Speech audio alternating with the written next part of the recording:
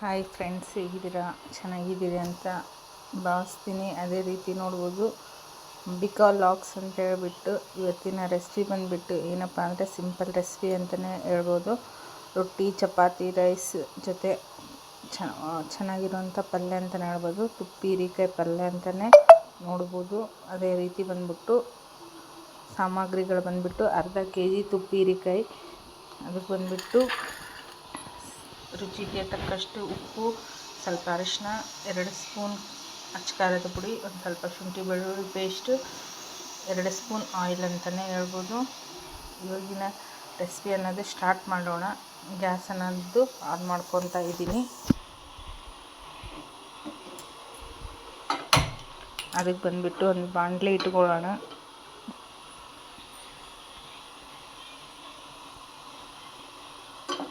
ನೋಡ್ಬೋದು ಕಾಯ್ತಾ ಇದೆ.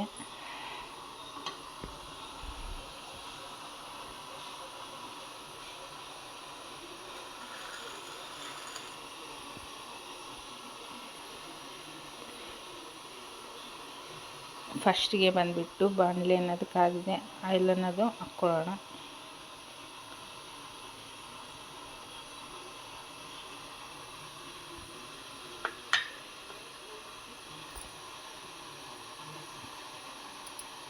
ನಾವು ತೊಳೆದು ಹೆಚ್ಚಿಟ್ಕೊಂಡಂಥ ಹೀರೆಕಾಯಿ ಅನ್ನೋದು ತುಪ್ಪಿ ಹೀರೆಕಾಯಿ ಸೇರಿಸ್ಕೊಳ್ಳೋಣ. ಇದಕ್ಕೆ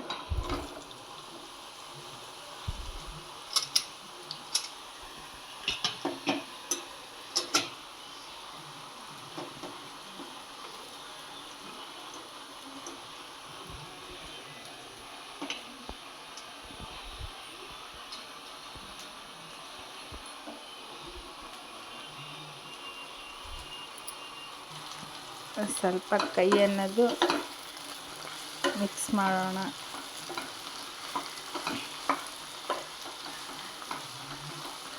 ಸಿಂಪಲ್ ರೆಸಿಪಿ ಅಂತಲೇ ಹೇಳ್ಬೋದು.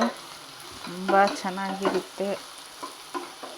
ನೀವು ಒಮ್ಮೆ ಟ್ರೈ ಮಾಡಿ ನೋಡಿ ಈ ರೆಸಿಪಿ.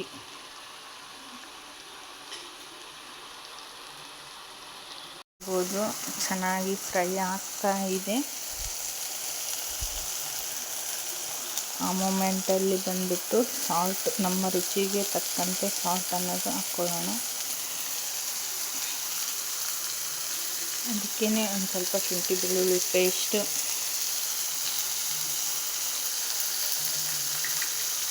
ಅದಕ್ಕೆ ಬಂದುಬಿಟ್ಟು ನಮ್ಮ ಅಚ್ಚ ಪುಡಿ, ಸ್ವಲ್ಪ ಅರಿಶಿನ ಪುಡಿ ಅನ್ನೋದು ಸೇರಿಸ್ಕೊಳ್ಳೋಣ.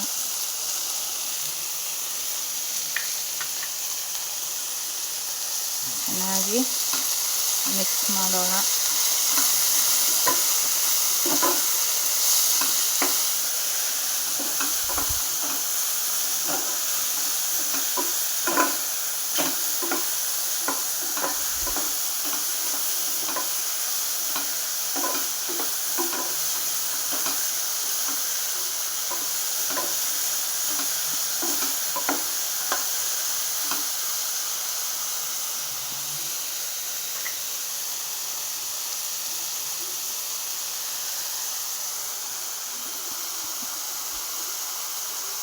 ಗ್ಯಾಸ್ ಅನ್ನೋದು ಮೀಡಿಯಮಲ್ಲಿ ಇಟ್ಕೊಳ್ಳೋಣ.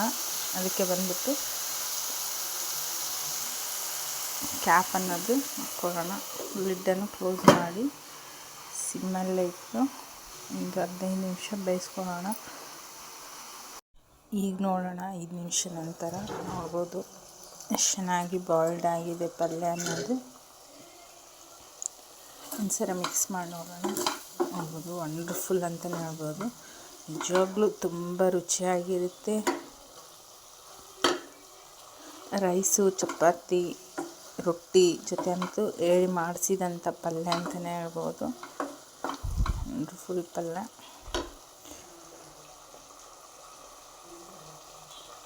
ಸರ್ವ್ ಮಾಡಿ ತೋರಿಸ್ತೀನಿ. ನೋಡ್ಬೋದು ಸರ್ವ್ ಮಾಡಿದ್ದೀನಿ. ವಂಡರ್ಫುಲ್ ಪಲ್ಯ, ಟೇಸ್ಟ್ ಚೆನ್ನಾಗಿರುತ್ತೆ. ಯಾರೆಲ್ಲ ಹೊಸಬರಾಗಿದ್ದೀರಾ ಪ್ರತಿಯೊಬ್ಬರು ಲೈಕ್ ಮಾಡಿ, ಶೇರ್ ಮಾಡಿ, ಕಮೆಂಟ್ ಮಾಡಿ, ಇದೇ ರೀತಿ ಸಪೋರ್ಟ್ ಮಾಡಿ. ಪ್ರತಿಯೊಬ್ಬರು ಸಬ್ಸ್ಕ್ರೈಬ್ ಮಾಡಿಕೊಡಿ, ಬೆಲ್ ಐಕನ್ನು ಕ್ಲಿಕ್ ಮಾಡಿ ಅಂತ ಹೇಳ್ತಾ thank you so much. Next ವ್ಲಾಗಲ್ಲಿ ಸಿಗ್ತೀವಿ ಅಂತ ಹೇಳ್ತಾ ಬಾಯ್.